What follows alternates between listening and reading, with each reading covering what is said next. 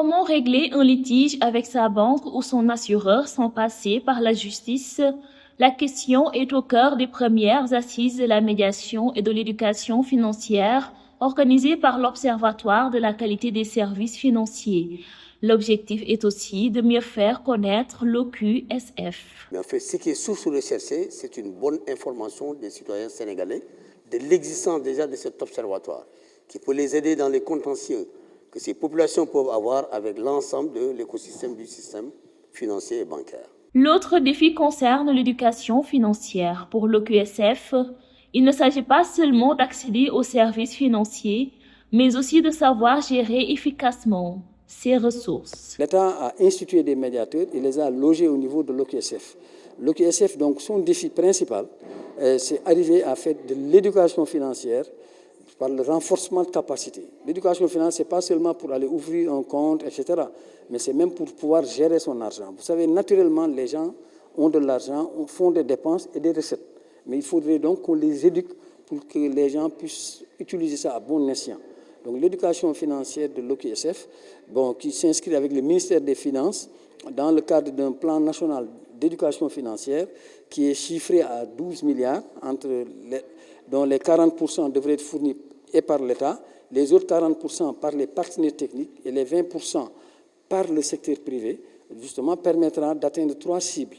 La cible des scolarisés, les élèves, la cible des non scolarisés, donc y compris le tréfonds du Sénégal, et la cible des petites et moyennes entreprises. Donc l'éducation financière, c'est pour que nous tous, population, membres, en fait citoyens de ce pays, soient bien formés à ce niveau-là pour bien utiliser le système financier. Parce que l'informel est important. Il faut pousser vers la formalisation. Mais ça ne se fera jamais par la force ou par la contrainte, c'est par une adhésion. Quand les gens auront confiance au système financier, ils vont adhérer. Les résultats enregistrés plaident en faveur du renforcement de ce dispositif.